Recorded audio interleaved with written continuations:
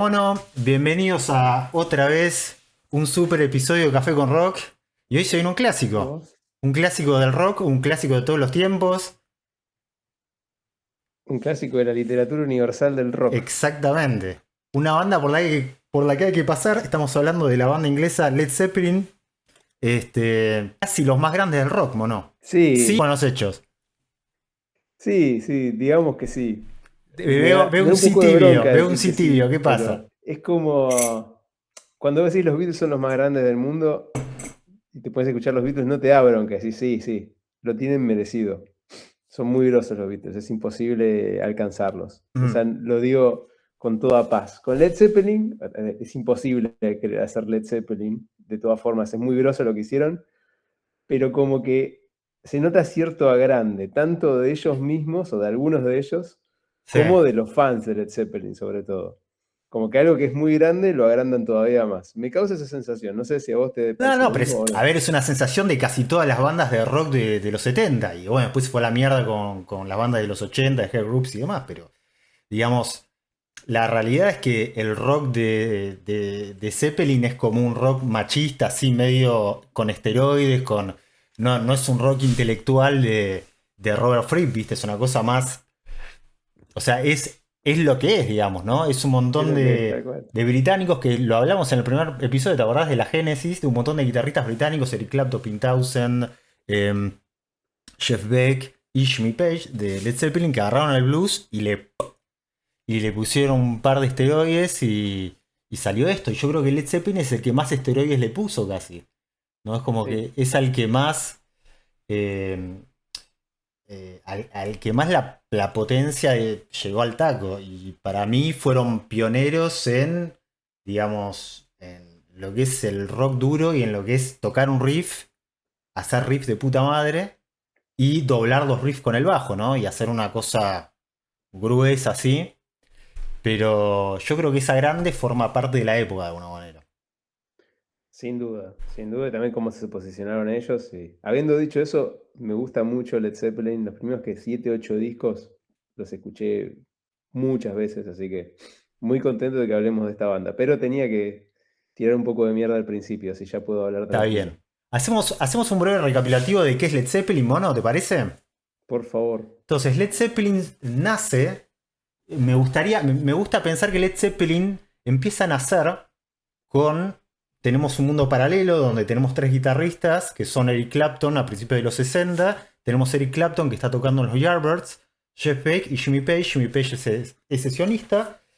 Y cuando los Yardbirds, que era una banda de la invasión británica, se vuelve muy pop con un single que se llama For Your Love, Jeff Beck viene a reemplazar a Eric Clapton y Eric Clapton se va a formar una banda de blues interesantísima que se llama John Mayer y los Blues Breakers.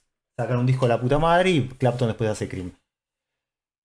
El guitarrista que estaba en realidad considerado para reemplazar a Clapton era Jimmy Page, pero como tenía mucho laburo de estudio y demás, recomendó a su amigo Jeff Beck. Jeff Beck, con el pasar del tiempo, arma Jeff Beck Group y Jimmy Page se vuelve el guitarrista de los Yardbirds, que luego se vuelven los New Yardbirds, y luego, con la entrada de Robert Plant y el otro sesionista, John Paul Jones, que era el bajista, que Page lo conocía de andar, digamos, de sesión en sesión, al escuchar a Boham, a John Boham, como en la batería en una de las audiciones, deciden, digamos, llevar la brutalidad del sonido de Zeppelin a su punto. Yo creo que nunca se había escuchado un baterista con tanta intensidad.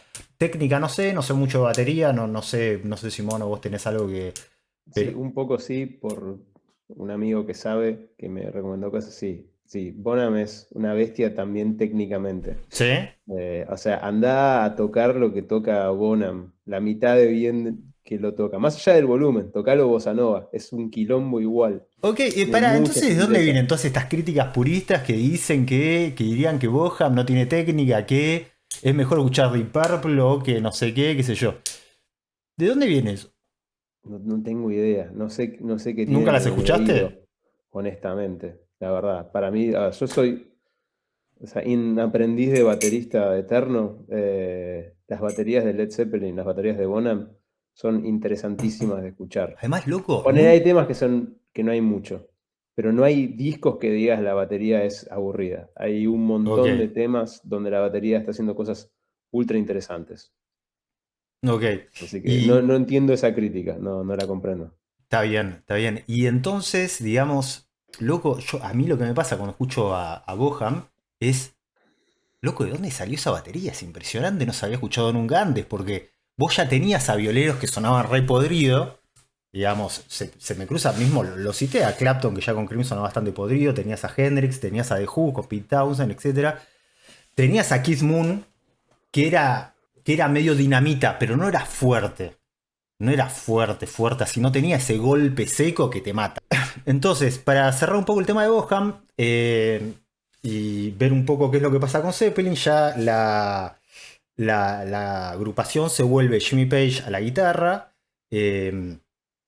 John Paul Jones al bajo, eventualmente al órgano, Robert Plant en las voces y Boham, el recién nombrado, en la batería, haciendo mucho bardo.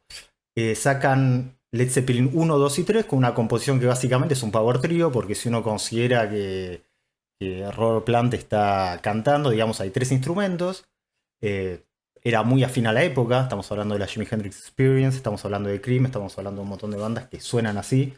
Eh, y luego del Led Zeppelin 3, no vamos a ahondar el disco que nos concierne ahora, sale el Led Zeppelin 4, que es de manera, ¿cómo se podría decir? Es un disco que lo que tiene interesante en su momento es que luego de una crítica muy, muy fuerte, o sea, Led Zeppelin venía, si bien tenía mucho éxito entre los fans, venía teniendo mucho escepticismo de parte de los puristas de blues, de lo que estamos hablando un poco de la batería de Boham también, pero también de la guitarra de Page y demás, como, digamos, de mal gusto, ¿no? Como una banda de mal gusto. Y sobre todo de ladrones del blues, ¿no? Que es una realidad, boludo. Robaron todo lo que pudieron robar. De hecho, Claro, y tampoco le escondieron, o sea, no, sí, negro, no- sí, lo escondieron porque Bola J. Lo, por ejemplo, se lo acreditaron ellos mismos. En el Zeppelin. Ah, puedes decir robar pedazos de tema. Ok, está bien, no, eso sí, no sabía. Sí, negro, o sea, creo que hay un capítulo de Los Simpsons que dicen quiénes son los más grandes ladrones del blues y aparecen todos los Led Zeppelin ahí volando por ahí. No sé, Claro, no robaron estilo, robaron pedazos de temas, básicamente. robaron temas enteros sin cambiar la letra, boludo. Bola J. Lo no cambiaron la letra. Days and Confused era un tema que otro chabón la canta idéntico, ahora no tengo el. Pero bueno, hicieron temazos, boludo. Entonces, da ganas de escucharlo, boludo. ¿Qué querés que te diga? Es el feeling que tiene Zeppelin con nada. En un estéreo subido al palo. O agarrando una ruta, no la tiene ninguna. Agarrás el auto, salís a una ruta, ponés el Led Zeppelin 2 y es una sensación impagable, boludo. Un disco que no tiene nombre, que no aparece. O sea, el nombre de ellos en la tapa, pero tampoco aparece un Led Zeppelin 4. El Led Zeppelin 4 es algo que nosotros decimos, pero en realidad no tiene ningún tipo de nombre. Lo cual también le da mucho, mucho miedo a Atlantic Records. Es una cosa que, digamos, no poner tu nombre en un disco y no poner las caras de los integrantes o nada, es bastante anticomercial, digamos, de alguna manera. En fin. Y también se muestra un poco la nueva relación que tenía Jimmy Page con el esoterismo, Aleister Crowley, etcétera, con el tema de los símbolos que cada uno, digamos, tomaba la personalidad de cada uno de los cuatro integrantes y demás. Vamos. Y también para mí lo que fue muy importante en el Led Zeppelin 4, cuando empezaron a grabar a finales de 1970, es que dejan de grabar en estudio, toman un estudio portátil de los Rolling Stones, donde ya habían grabado otras bandas, no me acuerdo muy bien cuáles, y se van a las periferias, a una casa de campo, las periferias de Londres, a un lugar, una especie de casón gigante, no sé cómo sería el nombre en particular, que se llama Headley Grange, donde hay una. Me acuerdo de haber leído que el bajista John Paul Jones decía no tenía ni un bar. O sea, entonces era como que no tenían las distracciones de Led Zeppelin, digamos. O sea, no estaban las. Entonces, para mí se escuchan un montón de cosas más caseras, más zapadas, más, digamos... De hecho, rock and roll empieza como una zapada, empieza como una especie de zapada de la parte ¿cómo se llama? De Boham, que no sé qué intro de batería, no sé si vos sabés cuál es, mono. No deja de ser un... Acá. La. Volvemos a la.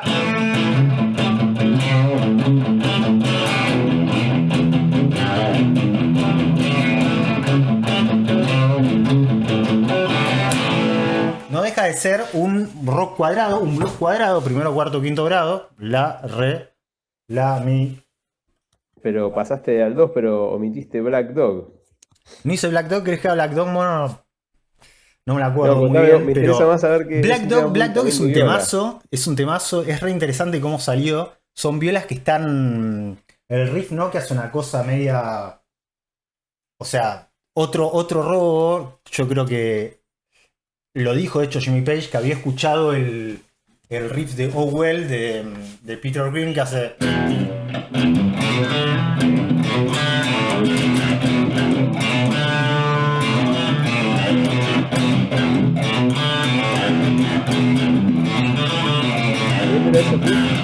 Había escuchado eso y a él le salió este riff que es.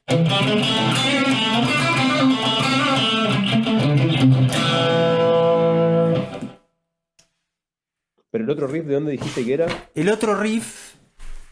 Me suena un montón. El otro riff es de Peter Green, de la Fleetwood Mac de Peter Green, que se llama Claro, Oh Well. exacto. Y yo creo que Jimmy Page de alguna manera agarró esa cuestión de riff de viola, paro, canto, riff de viola, pilo, canto, que es hiper efectivo. No se puede decir que robó lo que haya. O sea, los temas no tienen mucho que ver más allá de eso.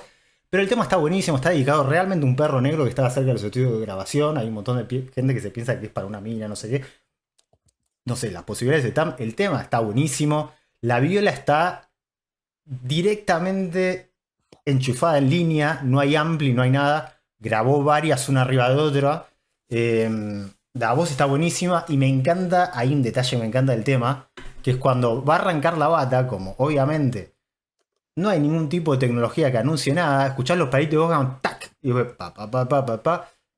y no sé, debe ser un tema muy complicado para tocar en batería, mono, me imagino. No sé si tenés que. No sé si es complicado. Tenés que realmente entender el ritmo que tiene el tema.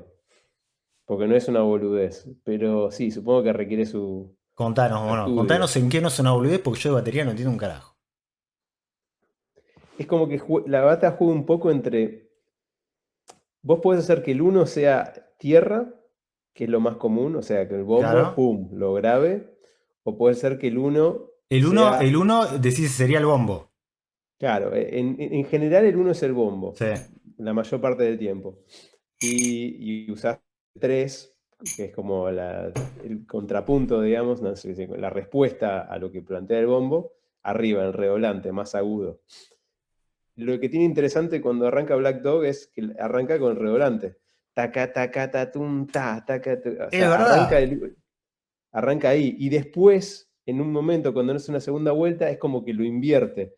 Y cuando lo invierte, el bombo está más en el 1. Pero honestamente no te lo puedo escribir, tendría que escucharlo. Está bien, o no. O sea, esa inversión, ¿vos pensás que es completamente intencional? ¿Es un fruto de...? Honestamente. Para mí, o sea, Bonham era un intuitivo absoluto. Ok. Estamos contando más con la intuición, entonces. No quiere decir que no lo sintiera. Me parece, o sea...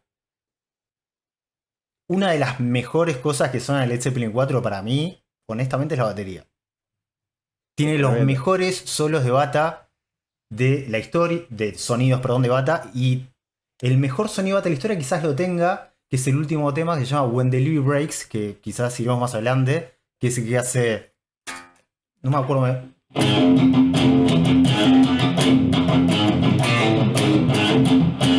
No tengo muy bien el riff en la cabeza, pero más o menos... Y hay un...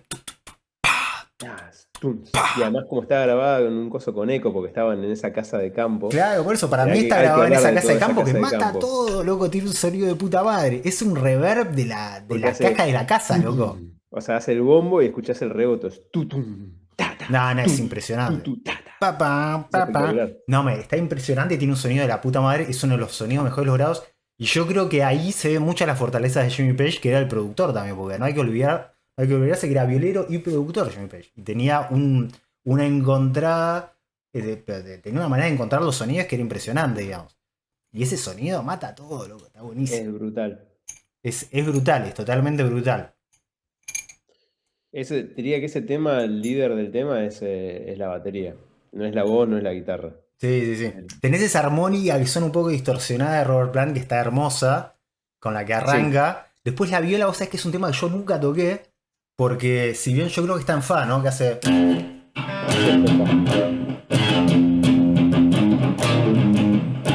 Vale, estoy tratando de buscar las notas,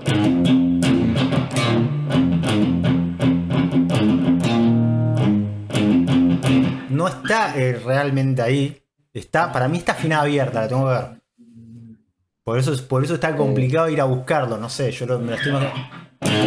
Sí, lo que me parece todavía más interesante es los 4 acordes que hacen como en la subida, que creo que es mi bemol, mi bemol, ahí está más, porque la base está bien, estás juntando tensión, pero después tenés esa parte de arriba. La base es un riff que para mí creo que está en fa. Porque la siento un poquito más aguda de la viola, pero no tengo el oído que tenés vos, mono, así que no puedo certificar nada. No, está en fa, estoy seguro. Ah, bien, bueno, le pegué. Porque para mí está un poquito más arriba que la viola, pero nada, pero está en abierta. Yo no sé si tiene un slide metido por ahí. Para mí es la culmina del disco, mucho más que Starway to Heaven y demás. Para mí es... Esto, si querés después lo edito, lo pongo al final, porque va para el final, pero es un temazo. Es un temazo. No, es un temazo. Ahí me acordé, no es mi bemol, es sostenido, mi bemol y la bemol. Y después baja fa. Ok. Un temazo, boludo. Tiene una producción de sonido y se encuentra esa libertad, ¿no? Estamos grabando en una granja o no sé dónde mierda sea que estaban. Qué sé yo. Hay una cierta libertad, y está buenísimo.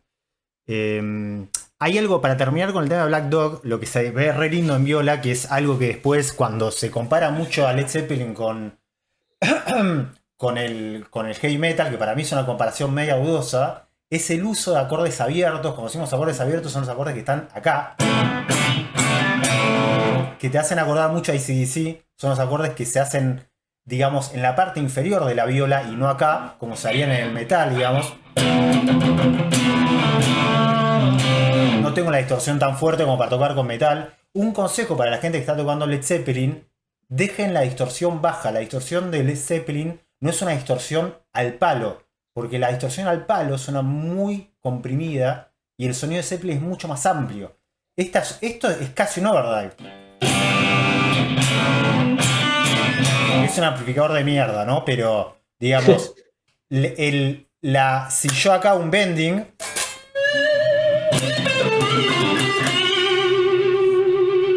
tiene mucho más sustain que una viola que está completamente comprimida. Cuanto más subís la distorsión al taco, digamos, más comprimida va a estar, vas a tener menos armónicos y vas a tener menos fuerza. Led Zeppelin tiene mucha fuerza, no tiene tanta mugre. Si uno agarra, por ejemplo, el solo de Stairway to Heaven,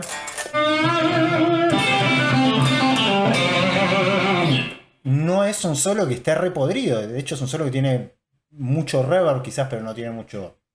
Black Dog, el tema es el siguiente. Cuando uno de Black Dog, son todos acordes abiertos.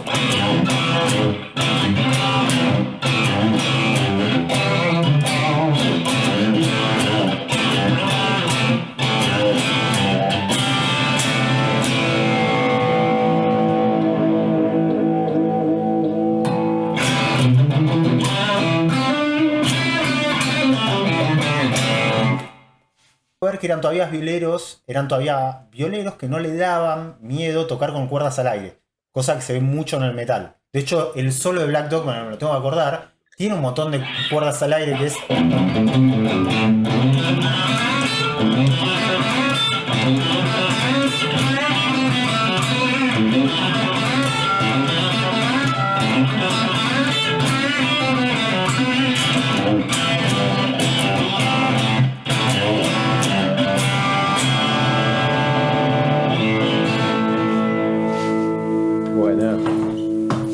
Eso es lo que está bueno de Zeppelin, que digamos, todavía es una banda de blues, no es una banda de heavy metal. Completamente, o sea, completamente abierto a discusión, pero para mí no es una banda como Black Sabbath, no es una banda Claro.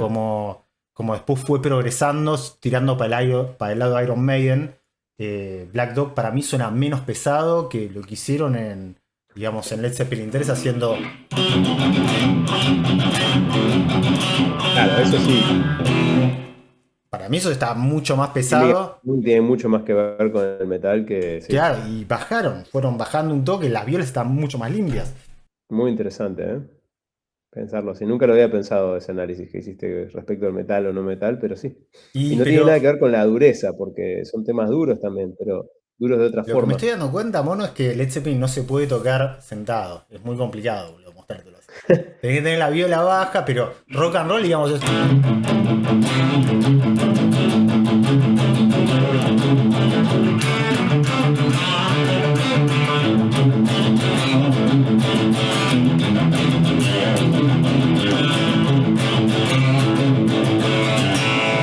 eso son todos acordes abiertos. Ujú. Y son todas pentatónicas acá. Son todas pentatónicas. Y hay algo que tiene Jimmy Page que se ve acá en la... Digamos, uno tiene la pentatónica menor y la pentatónica mayor.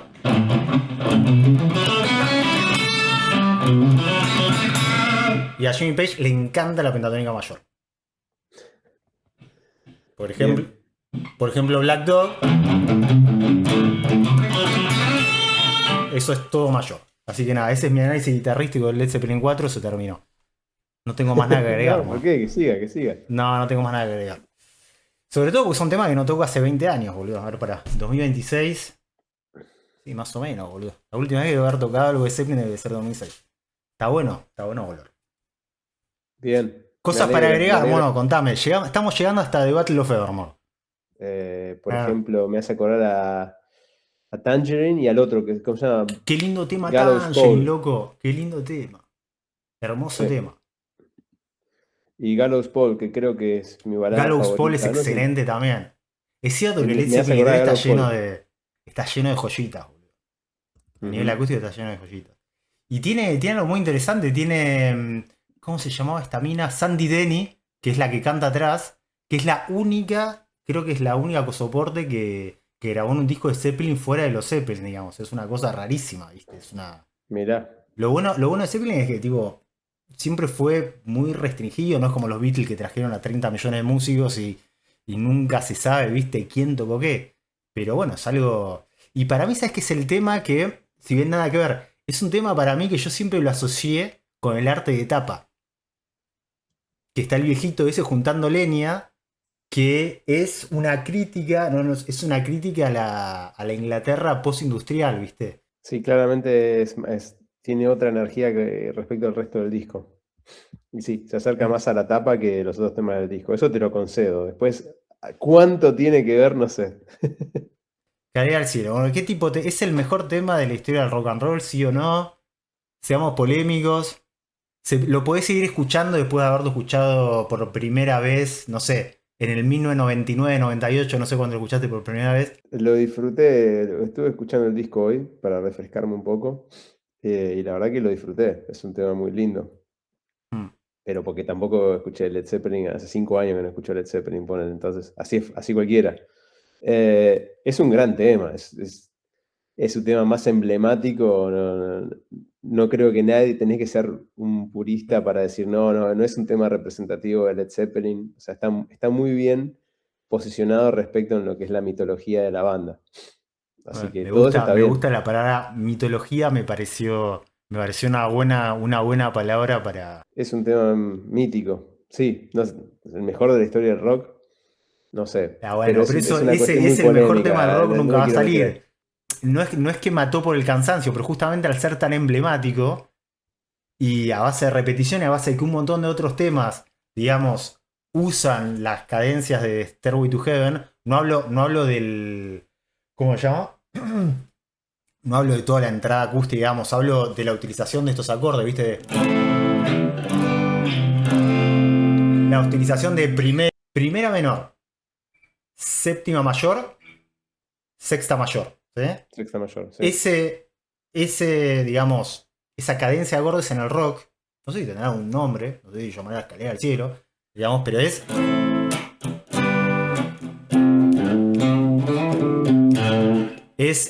súper utilizada en el rock. Mirá, se me ocurre All Along the Watchtower.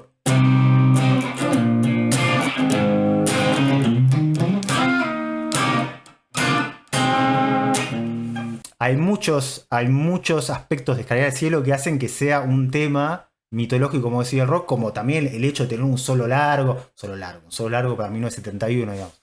Y de tener un solo así heroico que después lo hacían en todos los recitales, lo tocaban y duraba un montón más el solo y qué sé yo. Yo tengo dos cositas, dos gemitas de Escalera del Cielo. Yo sé que a Jimmy Page se lo ve siempre tocando una Gibson SG doble cuando la toca en vivo. Y la gente presume que la guitarra de 6 cuerdas que tocó, de 12 cuerdas, perdón, que toca él, que es eléctrica en el disco, es esa. No es Fender 12 de 1965 y es una otra guitarra superpuesta con otra guitarra que se llama una Vox Phantom de 1967. Las dos guitarras están superpuestas y están pasadas no por un Marshall, están pasadas por un amplificador Vox, que tiene un sonido re limpio, no tiene un sonido sucio. O sea que esa guitarra doble de Gibson con la roja esa que siempre aparece en vivo, nunca grabó con eso. Y el solo suena mucho más a Single Coin que a Humbucker de Gibson. Está tocada con la Fender Telecaster que la había regalado Jeff Beck, que tenía como un dragón pintado, una cosa re psicodélica que usaban los Jarvis y demás. Y tiene ese sonidito típico de Single Vina, no es una Humbucker. Pero digamos que usa todo el equipo opuesto de lo que usa en Led Zeppelin en vivo, que es asociado, digamos, Les Paul con Marshall. Usa Vox, que para darte una idea es el amplificador que usaba Brian May, con Fender. Igual te digo, Led Zeppelin grabó un montón con Telecaster. Todo el Led Zeppelin 1 está grabado con Telecaster. Walla J. Love de Led Zeppelin 2 está grabado con Telecaster. La gente dice, no, hay que tocarlo con Les Paul, no sé qué. En el disco está grabado con Telecaster, que era la viola que le había quedado de los Yardbirds. Tiene el solo de guitarra más vocal de Jimmy Page. Yo puedo cantar ese solo. Claro. Digamos, tengo en la menor tengo este.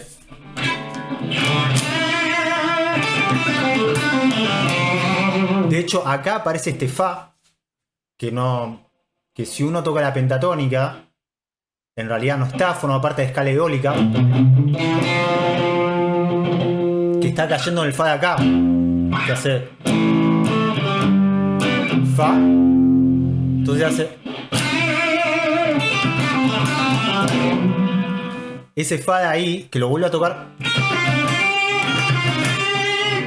acá, digamos, lo saca a Page un poco del violero pentatónico, con lo cual siempre se lo asocia, por lo menos en los primeros periodos. Buenas observaciones respecto a Escalera del Cielo, un temazo. A Sí. escucharlo, si no lo han escuchado.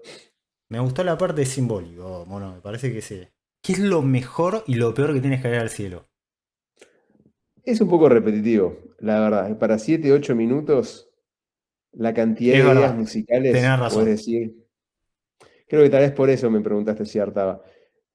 No No, tiene no, fue tantas ideas musicales como instintivo, pero pasar me 8 interesa. minutos ahí dando vueltas. Entonces hay como un poco lo mismo. O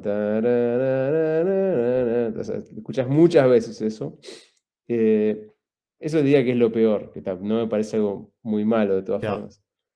Y No, no, es lo que para mejor mí que no creo, tiene cosas malas, tiene cosas que por ahí no digamos, no entran en lo que es la grandeza del tema, digamos, que podrían.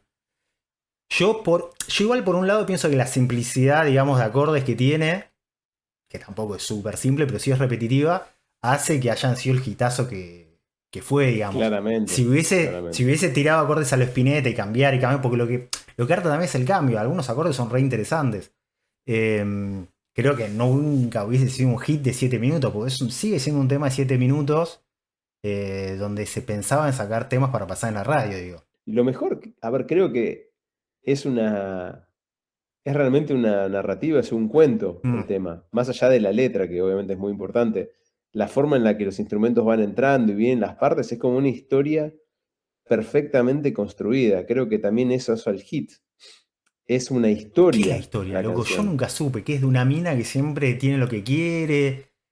No, pero yo digo más allá, olvídate que, O olvídate, sea, bien de mi estilo, olvídate de la letra. ok. Imagínate que la letra es un La historia instrumento. musical, digamos. Escucharlo como una historia, cómo entra, o sea, está cantando, está la guitarra acústica haciendo el riff, bueno, un arpegio, no es un riff, y cómo va, cómo entra el pam, pam, pam, pam, como subiendo un poco, Mm. y va, La historia, es como claro. la La historia que narrativa tiene la del tema, digamos. introducción, sí, es como hasta un mito del héroe, podría llegar a decir, con las fases que tiene la canción. ¿Un qué, negro?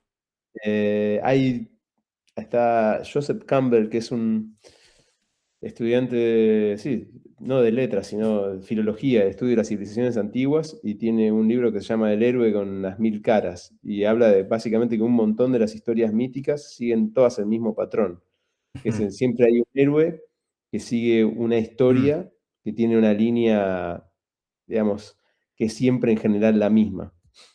Yo no la conozco, by the way, pero está. Y lo podés ver en mitologías, te Sí, puedes ir a sí. los babilonios, los griegos y hasta nuestros días.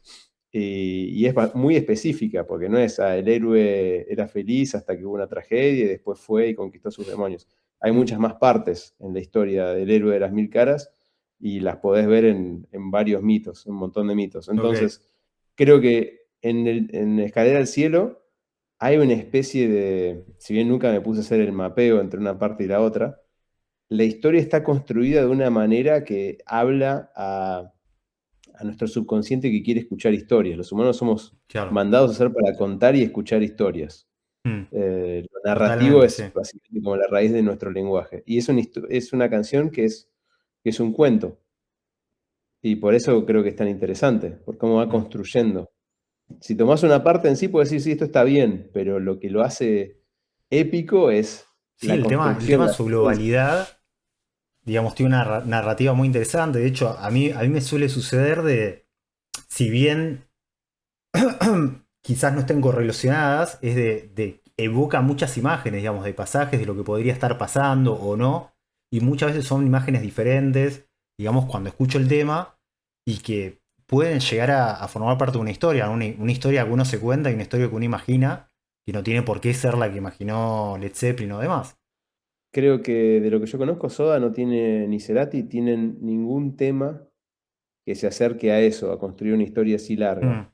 El Flaco, puedo pensar en Azafata del Tren Fantasma, que es un tema de 7 minutos también, donde hay una construcción larga y donde podés llegar a tener una especie de componente épico de la canción simplemente por las Totalmente. etapas. Yo pensaba más en Cantata. Cuando También. pensaste en. Cantata tiene. O sea, en el imaginario, ¿no? O sea, las imágenes están mucho menos conectadas. Estoy pensando en imágenes ahora, ¿no? Las imágenes que evocan Cantata de Puentes Amarillos, quizás no sea tan conexa como la de Escalera al Cielo, pero igual está esa cuestión de que hay narrativas que van pasando y uno, de alguna manera, imagina una historia y está. Es lo que está fantástico. También sin irse muy lejos en el tiempo, ¿no? Porque Artaud creo que es del 73 y este es del 71, así que estamos medio. Sí, están ahí nomás, sí. Para mí, lo más importante que tuvo Escalera al Cielo es la primera vez que lo escuché. La primera vez que lo escuché, creo que estaba en mi dormitorio, debía tener 15 años o una cosa así. Escucho el tema y lo primero que me llama la atención es el cambio de matices, ¿no? Cómo va subiendo el tema, como el tema de a poquito empieza con una viola acústica, un arpegio de la menor que empieza a subir, subir, subir, subir. Cuando apareció el solo dije, wow, no sabía que se podía hacer eso. Sí había escuchado Pink Floyd, había escuchado solos largos, como largos entre comillas, porque hay muchos más, como Comfortable Numb, etc. Pero era la primera vez que un solo, viste, tenía esa cosa satisfactoria del bending, viste, el primer bending, la primera Claro. estirada que tiene la viola ahí. Decís, wow, viste, decís. Pero porque te viene preparando Sí, la la dinámica primera parte de la está canción. manejada de puta madre, está manejada de una puta madre. Está manejada muy bien. Es un tema Es que. esa construcción. Encima- Sí. Sí, sí, sí. Hay muy pocas bandas, estoy pensando, hay muy pocos ejemplos que puedo pensar de una historia realmente bien construida de 7 u 8 minutos en el rock. Me está costando un montón encontrarlo. Los Beatles no sé si existe. Creo que no. Yo creo que 7 minutos no tenés. Yo creo que sí tenés temas como A Day in the Life, que tienen varios fragmentos y tienen una narrativa. Sí, Day in the Life, por ejemplo, a mí me parece de lejos la obra maestra del rock en el sentido que ya cuando entra la voz de John Lennon te rompen 30.000 pedazos y tenía una narrativa que no existía en ese momento de ir, digamos, ir cambiando un narrador al otro, sí, sí, de sí. tener rupturas de frases con la orquesta grande, digamos. Este, Pero si querés es una historia mucho más posmoderna la que plantea, o moderna. La de Led Zeppelin es como una historia que en algún punto podría haber sido de 1500 también. claro, Led Zeppelin es como la tapa del disco, es una cosa, está bien, la tapa del disco no es mítica, pero es vieja, digamos. Es algo tipo de antaño y, digamos, Eternity Life se mete en la sociedad moderna, ¿no? Este, Sí, es que es un himno. Yo pensando en himnos y pensando en, digamos, en imágenes y narrativas, lo que más se me ocurre que haya hecho, ya había hecho canciones de 11 12 minutos es Bob Dylan, pero sin la variabilidad de texturas y armonías que tiene Led Zeppelin en Escalera al Cielo, porque, digamos, Bob Dylan me parece que es el canon, es el artista más grande de si realmente estás metido en la letra, tenés que estar metido en la letra y demás, te va pasando por distintas narrativas, pero siempre con una base armónica y unas texturas, digamos, que son homogéneas durante todo el tipo de la canción, durante todo el tiempo, perdón. claro. Led Zeppelin de alguna manera hizo eso, es verdad que por momentos es muy repetitivo, pero de repente Hace a de lo que repente es. es mucho menos repetitivo que todo lo otro que tenías, digo. El otro ejemplo que se me acaba de ocurrir de algo que sí me parece más una historia como construida bien a lo largo de un espacio, creo que son seis, Rapsodia Bohemia, de Claro, Queen. que salió un Y poquitito es después. un hitazo y es probablemente el tema emblemático de Queen también. Mm. Yo no sé si ya ahora es más emblemático que Escalera al Cielo. Mucho, para mí es mucho más. O por lo menos más popular, llegó mucho más. No, pero me refiero emblemático representando a Queen. Pero digo, yo Eh, hablo emblemático en el sentido emblemático del rock, digamos. Yo creo que mucha más gente conoce ahora Rapsodia Bohemia Sí, es verdad, que, que Escalera del Cielo, que sí. Escalera al Cielo. Lo que pasa que para mí esto es una cuestión más ideopolítica de la música. Yo creo que Queen, de alguna manera, logró meterse mucho más en la posmodernidad de la música, con las redes sociales, YouTube, etcétera. Y Led Zeppelin hizo todo lo contrario. Led Zeppelin, por ejemplo, no puedes poner un tema en YouTube. Este, y por eso, ergo, tenés muy poco material en YouTube. No tenés una película como tiene Queen, que salió hace muy poco tiempo, etcétera, etcétera. Digamos. Para mí, lo mejor que tiene Led Zeppelin 4 es el sonido que tiene. Es un sonido que te vuela a la cabeza. Para mí, Led Zeppelin 4, ¿cómo decirte? El Led Zeppelin 4 para mí es el tornado que te arrasa la casa. Es un tornado que te arrasa la casa y es tan hermoso que te lo quedas mirando y dices, wow, ahí pasó, ¿viste? Y decís, es una cosa así. Pero Sí, tal cual, sí, arrasa. es como, ¿viste la diferencia entre lo bello y lo sublime? Esto es como sublime, te rompe todo. Y vos decís, wow, boludo. Y entre nada. Y yo creo que tiene nada más dos temas, que son estos que no nombramos, que era Four Sticks y. ¿Cómo se llama el otro? Misty Mountain Hop. Sí. Que no son malos, pero decís, bueno, está bien, digo, el disco podría sobrevivir. Yo me compraría el disco con los seis temas, digamos, ¿no? Nah, sí, claro, este tema, o sea, este disco tiene muchas cosas. Ya el lado A es un disco en sí, pero no me parece mal. O sea, Four Sticks en particular me parece Four muy Sticks, bueno. ¿cuál es el que hace? Pam, pam, pam, Tun, pam, tun, pam, pam, tun, tun, pam, tun, pam. tun. Está Ese. bueno, pero. Bueno, si vos le tirás un palo a Four Sticks, yo le voy a tirar un palo a Going to California. Ese sí es el Ah, que me hace olvidé de Going espacio. to California, temazo. Temazo, A mí me temazo. aburre, Vamos a tener la misma discusión que con Reyes, que es un temazo ese. me aburre, pero bueno, está bien. Cada cual Está bien, elige boludo, está pasar bien. los temas que quiere. No, no lo podrás entender. Para mí, este tema, por ejemplo, Going to California, los otros dos acústicos también, es lo que te hacen pensar que este disco es muy grosso, porque en este momento Led Zeppelin era más. Se parecía más a una banda de folk británica que a una tipo. Que a una banda de rock superpoderosa americana, ¿entendés? Era como más. Hay mucho más de. ¿Cómo se llamaba esta banda? Fairport Convention, no sé si los ubicás. Una banda de folk Sí. británico de esa época. Se parece mucho más a eso que a Muddy Waters. Antes había mucho de Muddy Waters, John Lee Hooker. Y ahora hay más de esto. hay mucho más de esto. En el Zeppelin 3 ya es como que hay mucha, digamos, hay mucha acústica. Y en esto los temas acústicos que hay matan todo, boludo. No, Estoy equivocado. De hecho, tengo que reconocer, la última vez que lo escuché hoy, me gustó más que otras veces. Por ahí tengo bien, que bueno, así se invertir empieza. para apreciar Going to California. A Tienes mí me parece un razón. temazo. A mí me parece un temazo, boludo. Me parece un temazo. Tiene una reina melodía, la viola, digamos, los arpegios de la viola están buenísimos. Ahí tenés otro ejemplo de la viola afinada abierta. Creo que está afinada en re abierto.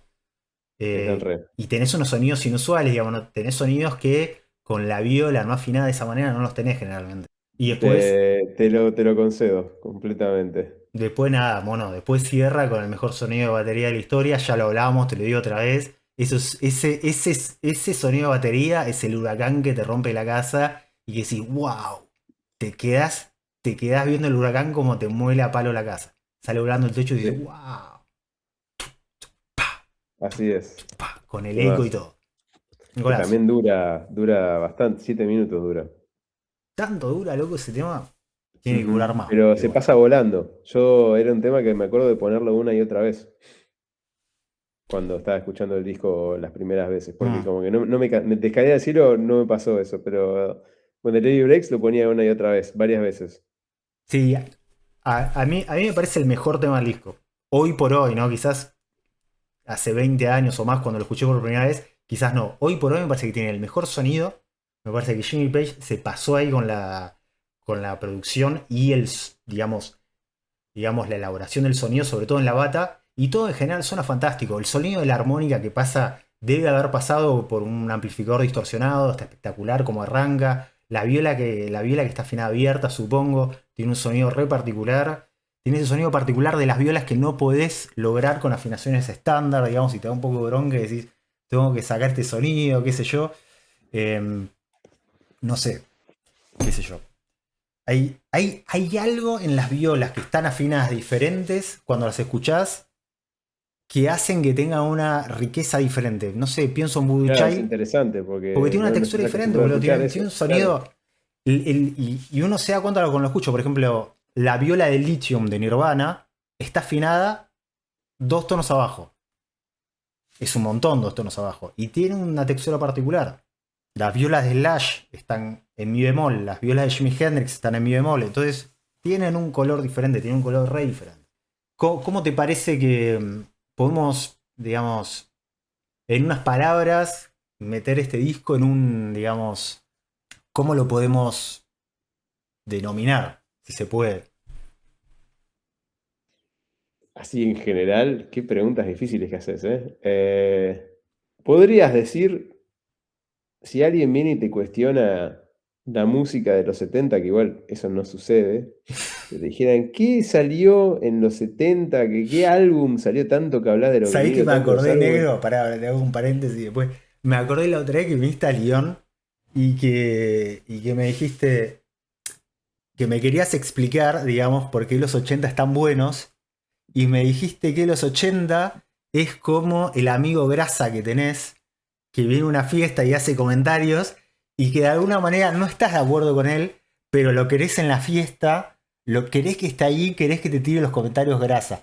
Por favor, tipo, dame 30 segundos de por qué significa eso. ¿Con los 80? Sí, sí, o sea, ¿qué es esa analogía, digamos? ¿Qué significa No sé, es eso? lo que me produce a mí la música de los 80, que es lo que más sigo escuchando, aunque los últimos meses estuve escuchando más música de este siglo en el que estamos viviendo. Ah, bien, Pero para mí es la década de la música a la que vuelvo constantemente ok. y me fascina. Y de vuelta, es como que podés decir, esa analogía es muy buena, me la había olvidado. Pero ¿por qué? ¿Por qué ese chabón? ¿Por qué? O sea, si es una época que a vos te gusta, ¿por qué es el chabón grasa, el amigo grasa que tenés que estar en la fiesta y hace comentarios grasa? Porque creo que la gracia de los 80 ni siquiera comentarios gracias, es comentarios que decís, como que te da, no sé, como un poco de vergüenza o un poco Que es de cringe. decir, te parece, pero en realidad no solamente que lo querés en la fiesta, es mucho más importante en la fiesta él y su presencia para todos y para vos que lo que podría ser vos de importante en la fiesta. Claro, O sea, claro. suma mucho más que cualquier otro que esté ahí en la fiesta. Y lo hace de una forma así nomás, eso es Claro, lo que es tiene. el imprescindible para que la fiesta exista, digamos. Y te cambia la fiesta completamente. Pero, Se te man, cambia ¿por qué todo. los 80 son eso? Y creo que, mira, los 70 con las glorias que supo alcanzar, y Led Zeppelin 4 es una de ellas, son acartonados. O sea, acartonados de una forma muy extraña, ¿no? Porque estás sexo, drogas, rock and roll, el pelo hasta la cintura. Pero es una especie de pose y una especie de Claro. acartonamiento. Y lo que para mí tiene de fantástico los 80 y no esperaba que me sacaras el tema hoy, todos los discos hoy, es Es recontra que interesante. imprimir poses ridículas y te podés reír con esas poses ridículas porque te estás riendo de lo ridículo que es mantener una pose mientras mantenés la pose. Vos estás hablando de los 80. Y hablando de los 80 y que los 70 le falta toda esa dimensión completamente. Ah, ahora entiendo. O sea, los 80 serían como una época de autoderrisión, digamos. Voluntariamente estás yendo a la pose para reírte de tu pose misma, digamos. O pongo una pose que me encanta, pero me río de mí mismo por estar poniendo una pose y me río de cualquiera que venga con otra pose y que me cruce. Sí, Sí, sí. La eh, autoderrisión. Sí, sí. sí, mientras que los 70 no. Claro, en No, los yo soy 70, rock y tipo, yo la soy lo pose de Led cool. Zeppelin estaba visto como los dioses del rock, como algo re serio, ¿no? Es como Ghost Tenemos el Rock. avión, ¿viste? El Sí, avión de Led Zeppelin que tenía un bar adentro.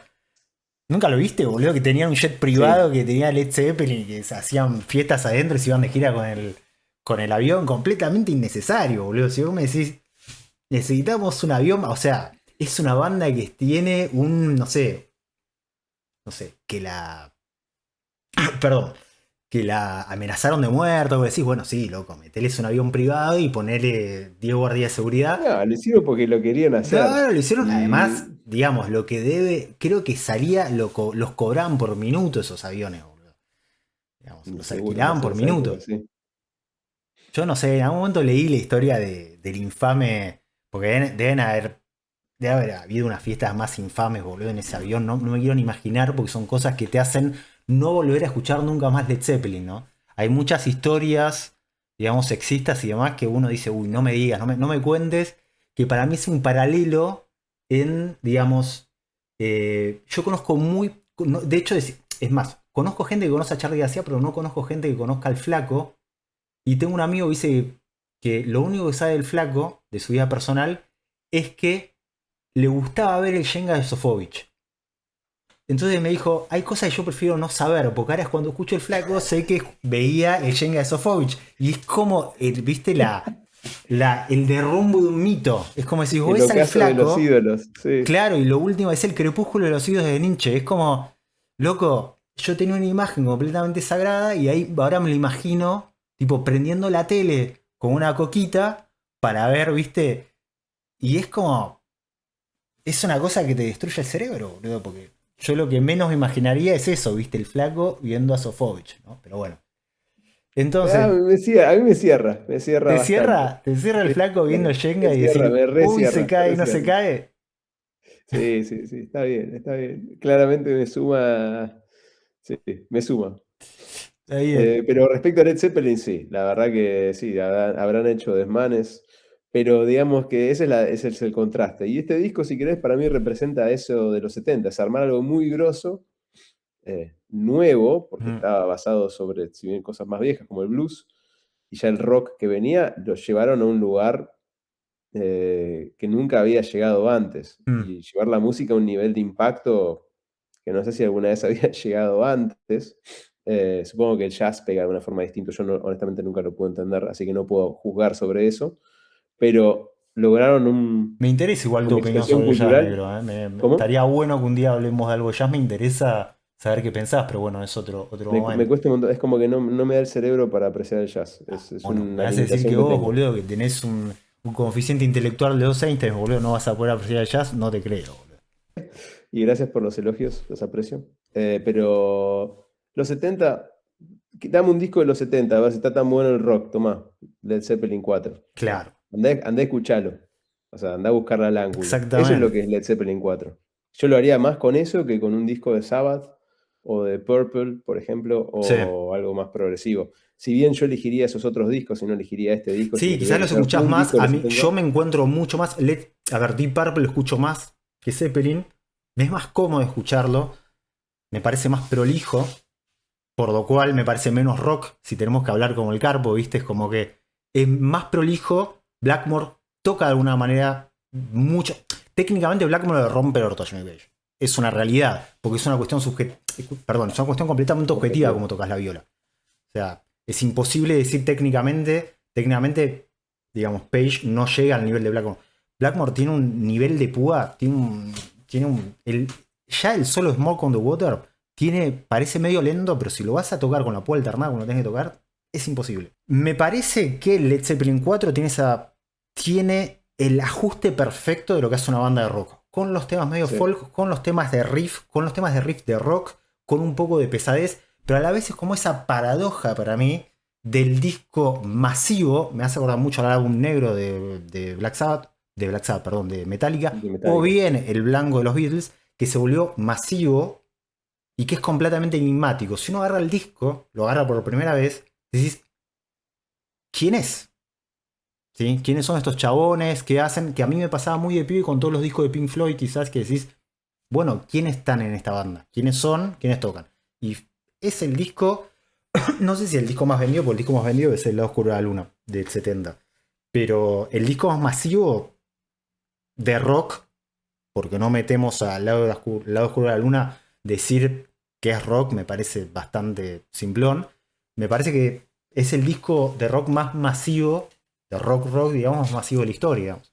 Y es completamente, entra en la paradoja de cómo hicieron para que este éxito comercial. Recordemos que Atlantic, la discográfica, estaba completamente nerviosa con lo que iba a sacar en el disco y terminó siendo un disco completamente masivo y a su vez enigmático. Está buenísimo eso. Sí, es muy, muy difícil hacer algo así.